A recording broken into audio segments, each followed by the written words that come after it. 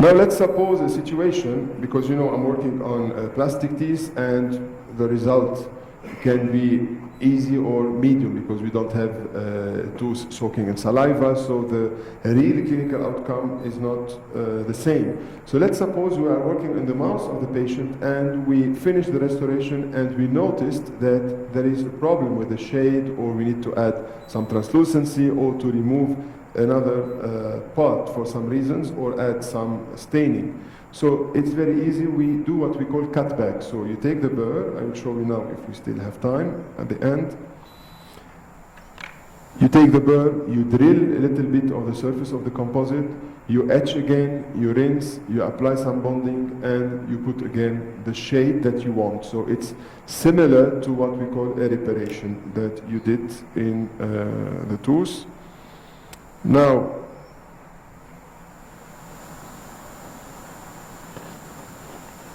we control with the probe. It's almost done.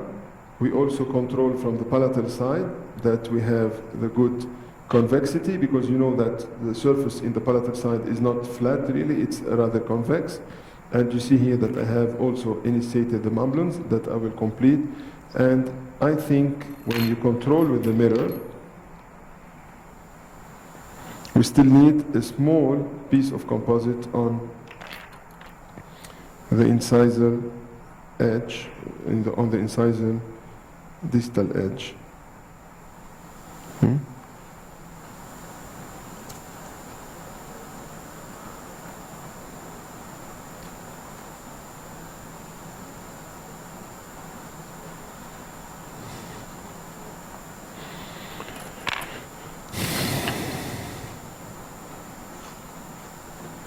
We take the brush.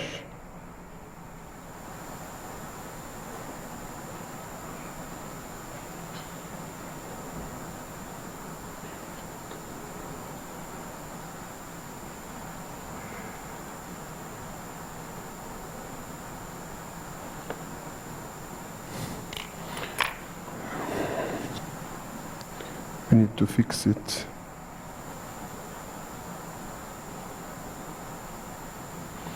Properly.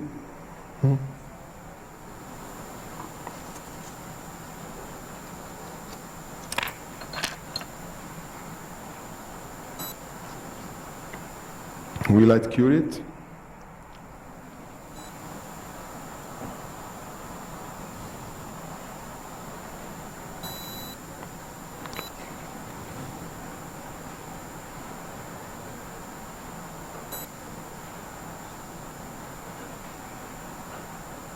What you can also do, all the matter when you adapt properly the last layer of composite is to avoid having a small porosities on the surface of the tooth, because when you will start polishing, you will see that white spots will get on the surface of the tooth. So it's very important to make sure that the surface of the tooth is really in continuity and we don't have any missing part. So now that we control the incisal edge, we control the shape of the tooth, we are almost ready to start the polishing step. Here we still need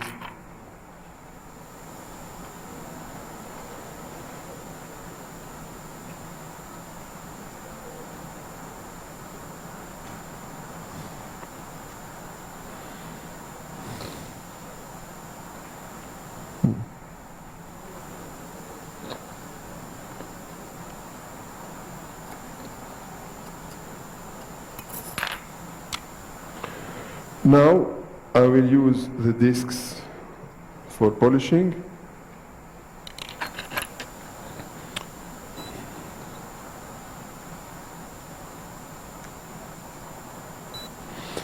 It's very important to use 4 grits of this in order to make sure that the result is nice.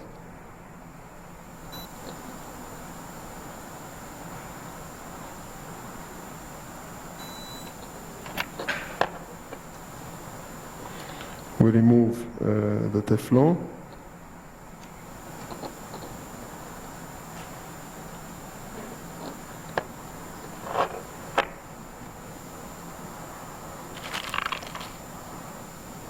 floss. Yes, it's here. Thank you. So I want you get in and you remove the floss from the lateral side.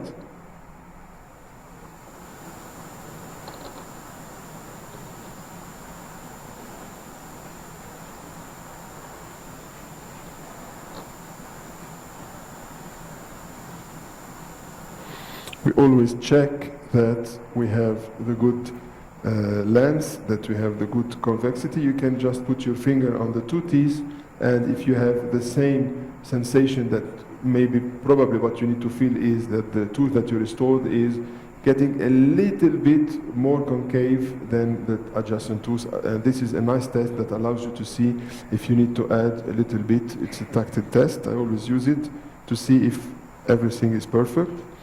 And then we will start the polishing procedure. To polish the tooth, we will use discs. Thank you.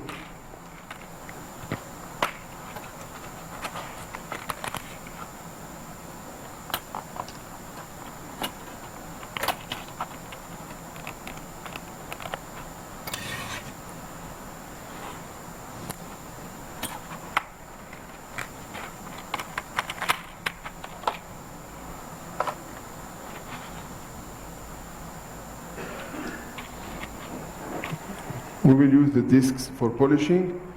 And this is exactly what we should avoid. Usually, I said this morning, the discs that have, I will put them here on the black pad, you have the dark green, you have the light green, you have the yellow, and you have the white. So we take the mandrel,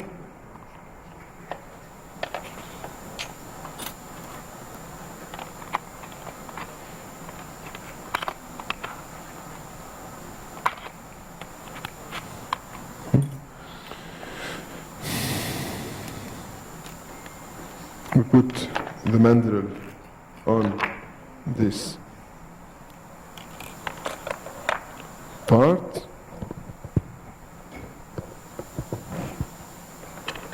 Thank you. And we put the disc. Usually you need to mount the disc on the conventional side, but sometimes I will show you later on how we mount the disc on the reverse side when you want to polish some specific areas. And sorry.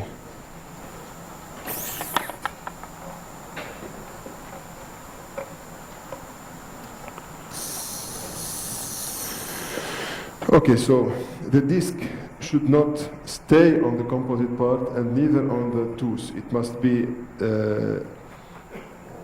on the two sides, as you see, and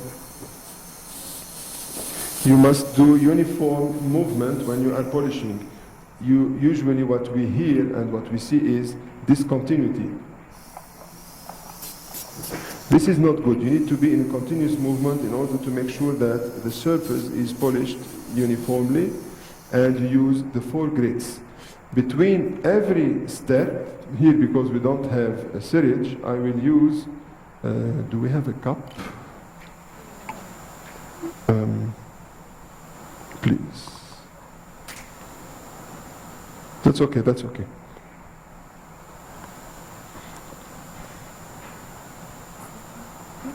Ah, it's water? Yeah. Hypochlorite? No, it's okay, it's okay. I put some here, it's okay. I just rinse with water between every disc, otherwise we will have some scratches. And yet you see that we have a very nice uniformity just by passing one disc over the restoration. I will do the same for the palatal side. I will use a burr.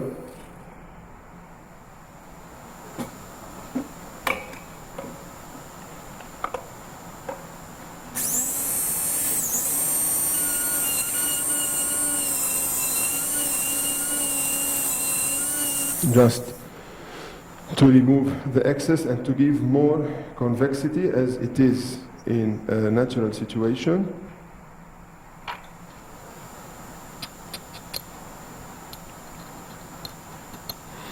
You can also use the disc. I told you that sometimes we need to mount the disc from the opposite if you want to polish the edges of the tooth.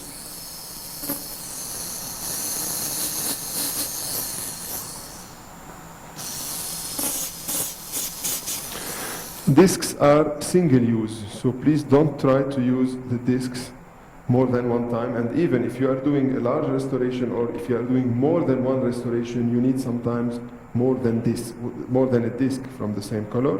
Then I change my disc.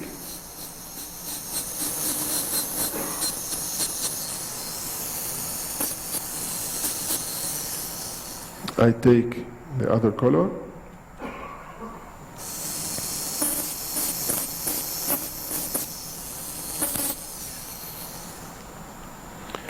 You always control with the probe.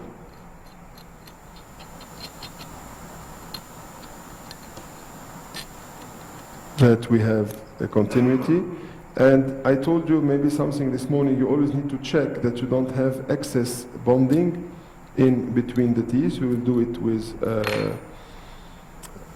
polishing strip when we finish the discs.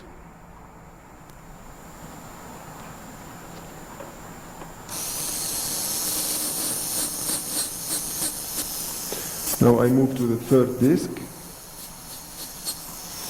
Usually the two first discs are used to finish the restoration, and the two fine discs are used for finishing and giving some staining for the restoration.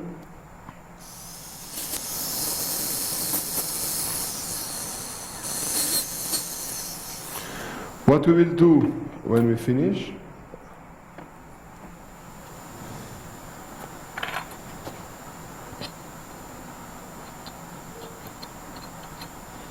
I will take the last disc before getting back to diamond burrs, and you will see why I will get back to diamond burrs in a few. I told you that a surface of a tooth is never continuous, it's always irregular, and you have some prisms on it, and you see that this will also reflect the light differently on the tooth surface and helps to have a very natural tooth. Now what I will do, once I finished the contour, you take always the lower jaw with articulating paper, and you ask the patient to bite, okay, upside down, and then we ask the patient to bite laterally. But there is a very important position that sometimes we forget to ask the patient to do it, and that is protrusion. It's very important to ask the patient to protrude the tooth, because when the patient has been sitting for several minutes, almost an hour, lying in the chair, and sometimes we give him anesthesia, the sensation is totally different. So you put the patient back seated in the chair, and you ask him to protrude the mandible compared to the maxilla, and then you can better estimate if you have some interference in the occlusion. Now what we will do, I will take a coarse burr, I will select it from here, and I will show you a specific movement that I do in order to polish.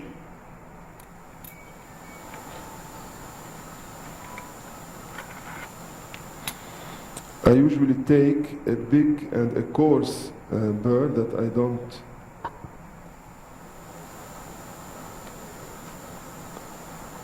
find here. Okay, I'll try to adapt with this burr.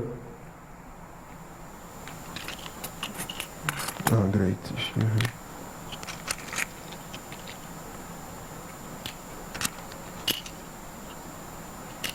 Yeah, this is it. Great.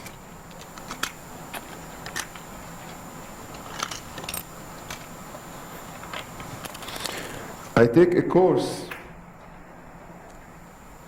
burr because I need to create some irregularities on the tooth surface.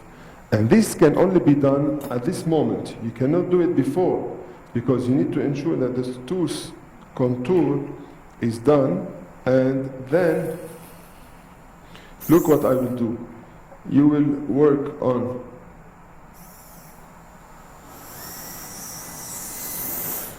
Look carefully, I hold the burr like this.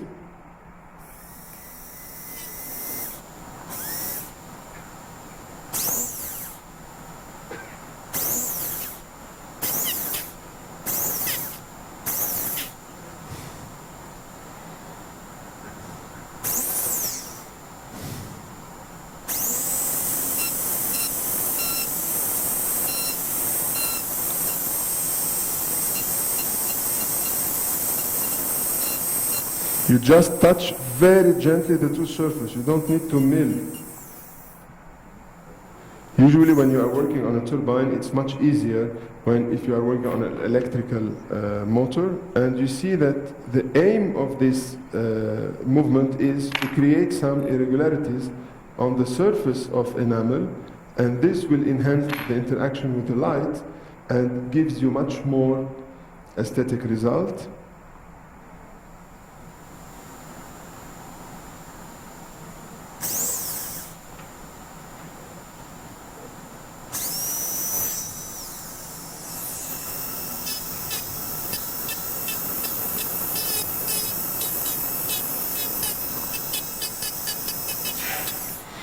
Do you have a pencil or no? A pencil, it's possible? No.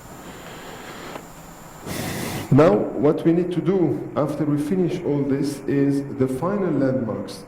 I usually use a pencil, a pen, no? Pencil? I will try if it works. Thank you. Usually when we have a pencil, you can try to design, I don't know if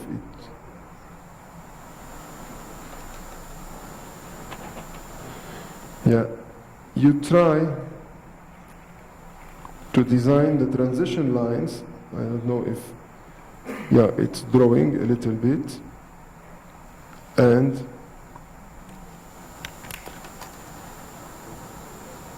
yeah, thank you, it's not bad. And we want to try, as you see over there, is it visible? Yes, so we do it, thank you.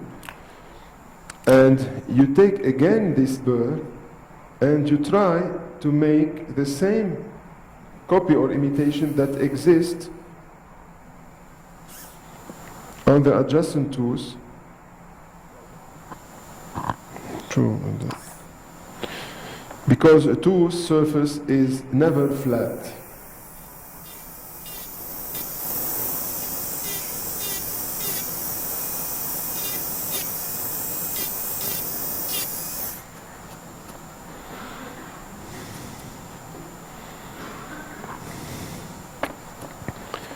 And you see that we are trying really to get close and to copy the tooth that is adjacent.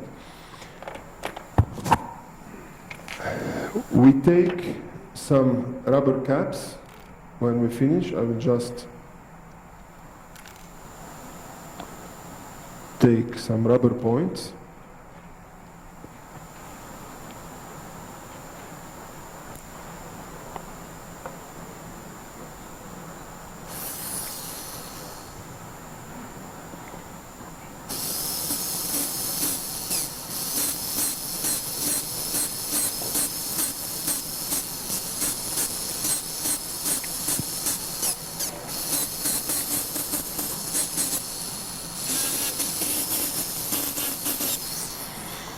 You rinse always. It's very important to rinse between any instrument that works on the tooth surface to avoid scratches and over.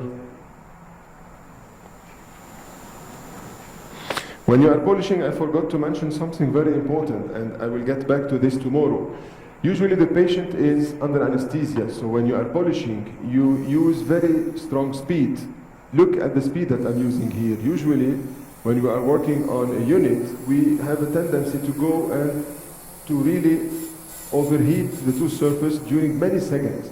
You must be aware that the amount of heat and trauma that you are getting to the pulp is related to the sensitivity that the patient will encounter when you finish or in the following days. So try to work gently when you are polishing. Always try to work gently and rinse and cool the restoration by putting some water or rinsing the composite between every instrument.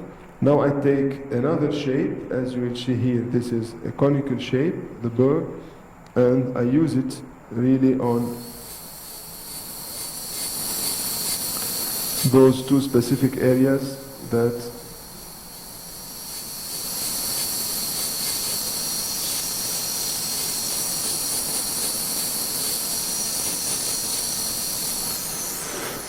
and I end up my restoration. You make a final check, you take the mirror.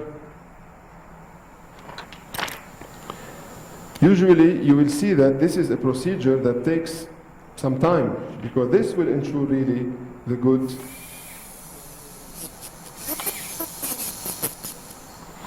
result and give you really an aesthetic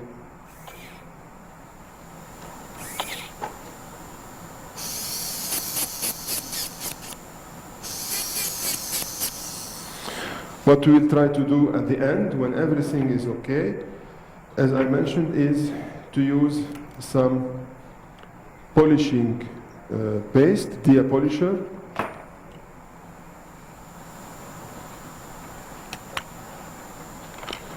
Thank you. And then I need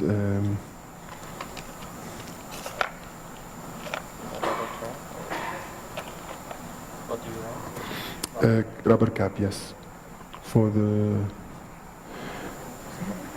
But this is filled with silicate. I want goat. No. Oh, yes.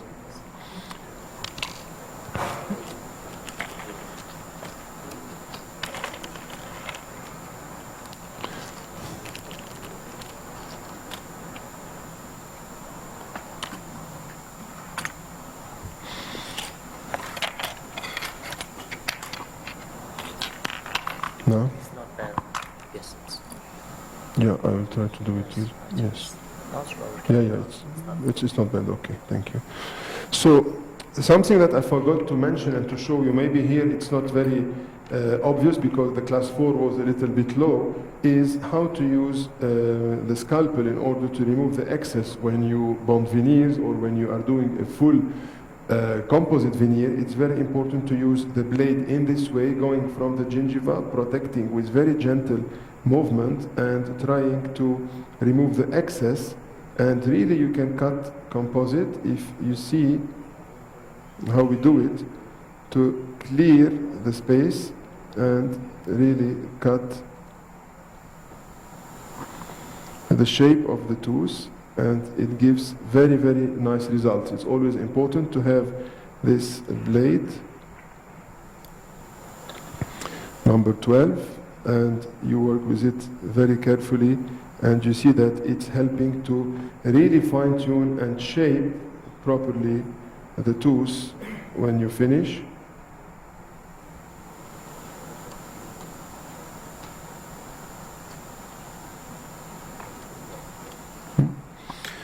One last thing before putting diamond paste is to use the strip, polishing strips. Do we have Epitex or polishing interproximal strips?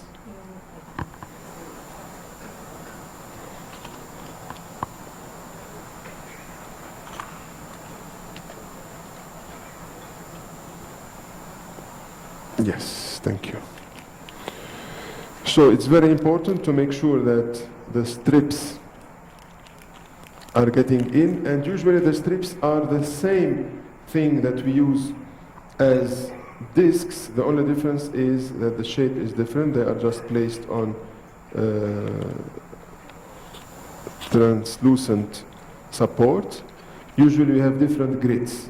What you will do, you will use the strips like this. They have a neutral zone. This is easy. You get inside and you put the strip facing the tooth where that you have restored.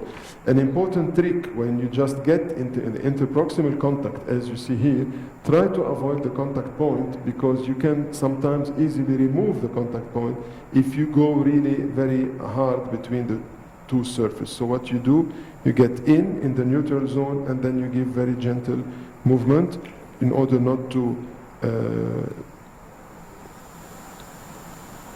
damage the papilla.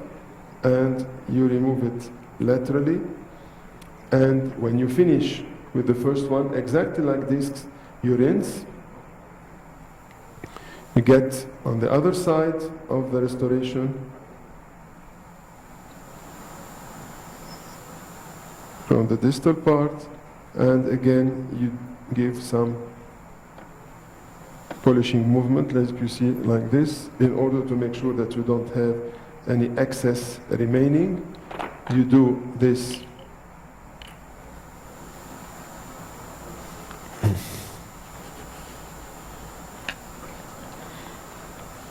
you take the fine grit, get in, and again you polish gently. You remove it laterally and get in. Same thing on the distal side. All this is to ensure the tooth that is continuous.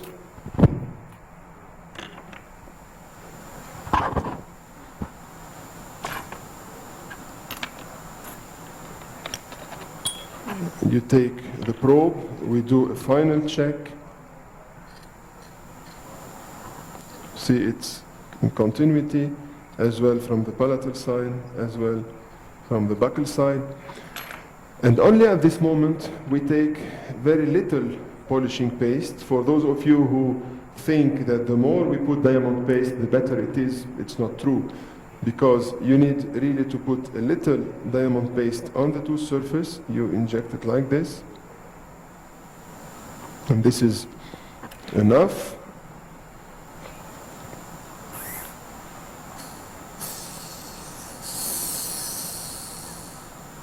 You spread it and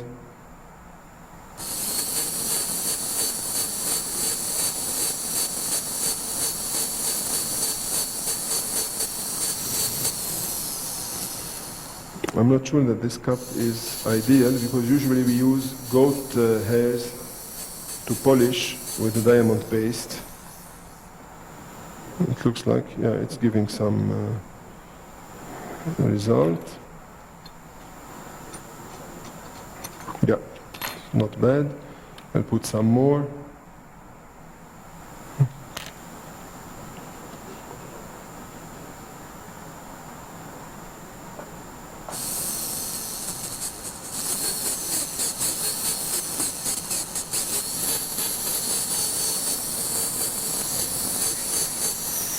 You always go into proximally, you follow the anatomy of the tooth with the cap, and you go into proximally and from the gingival side as well to make sure that the restoration is properly polished. Then I take some additional rinsing. Here it's some water with a gauze, and we see the final result. We control it with the probe, and you take a piece of dental floss, and this will really, if you get it inside and you could remove it without any breakage, it means that you have succeeded in restoring the tooth without any threats. So this is a simple and easy way that we used to restore the tooth. You can control by placing the silicone key, and you see that the tooth was properly restored.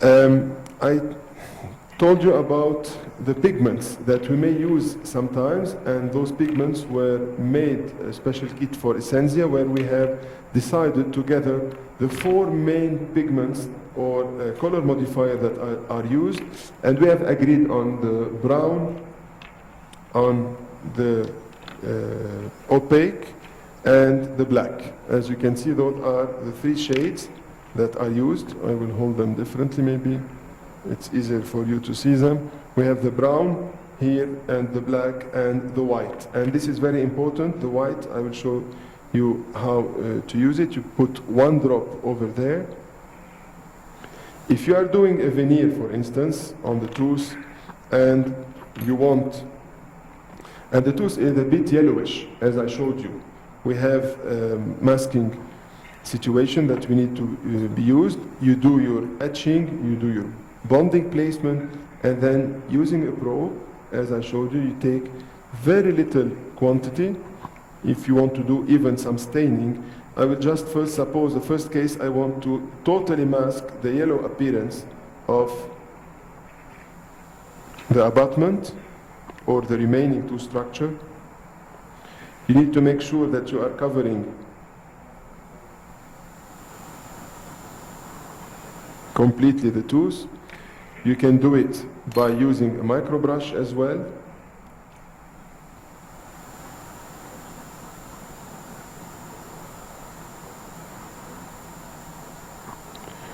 You see, this allows you in few microns, because we are not even at 0.5 millimeters, it's a very thin layer. It allows you to change totally the chroma of the underlying dentine layer and to improve your aesthetic result. So really it's very important to have such a color modifier in your practice. You see that we change the tooth from yellow to white. I will not keep it always, of course, I will remove it, and then you light cure. You light cure, and you build up your restoration. Those few microns of white stains or opaque that you have used will exactly play the role of a few millimeters of opaque that, if you have space, could be used. But in this case, you have a very thin or a very little space. Usually it's around 1 millimeter or 1 millimeter 0.5, so we will try to optimize. Another thing, if you want to put some stains and opalescent shades, you can see it's very helpful to be used sometimes. You need to also use the probe, but in this situation, I advise you can use the probe or the brush number 2 that is very thin. This is it. It's very important to show you the two brushes. This is the brush number 2, and this is the brush number 1. You see the thin one, and usually the thin brush is used to apply the stains. You take it, and you must be very gentle when you apply some stains, and the stains must not be applied in the last layer, but in the underneath layer. Look what I will do here. I'm just showing you some.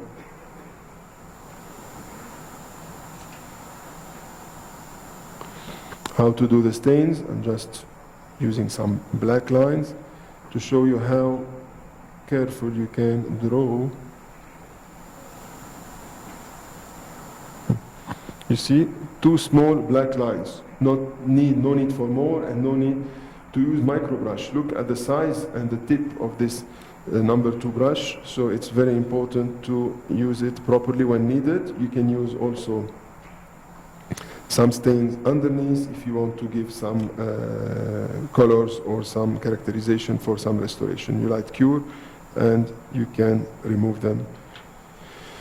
So I think we covered a big topic about layering, step-by-step layering, how it should be done, starting from the preoperative consideration, if we have a full restoration that is available, till when we need to do wax up, start moving to the etching and bonding and composite application step by step. If you have any question, I think it's time to take the question and to try to answer them properly. I thank you very much for your kind attention and hope to see you tomorrow.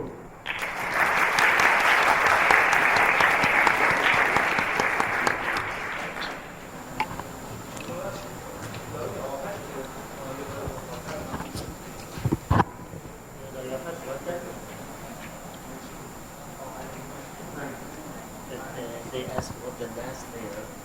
They ask what the last layer. White that I placed? No, I'm showing them an example. If they have tubes that the white material that I placed? The last layer. No, usually I'm just showing them how to use stains. I don't put it, but just to show them how to use. Usually when you have a prepared tooth that is yellow. Yeah, so the question, I just showed you how to use the stains, but it doesn't mean that I use the stains in this case. Usually when you have a tooth prepared for a veneer, or if you want to do a class 4, before building up your restoration, you use a very little modifiers, or during your build up you use modifiers. So I just showed you how to use and how to apply them very gently with a very thin layer. But the aim was not to use them in this specific case.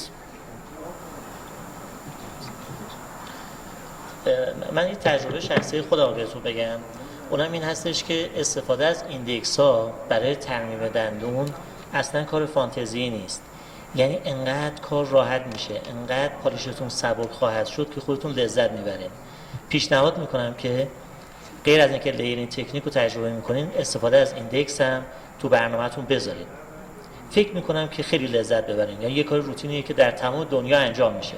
من خودم تو دانشکده که بودم از نوار ماتریس استفاده میکردیم، انگشتمون رو میذاشتیم پشت دندون و غیره که شما بهتر از من میدونین. خواهش میکنم که این ایندکس هم کنار درموناتون بذارین، شاید واقعا تجربه خوبی باشه.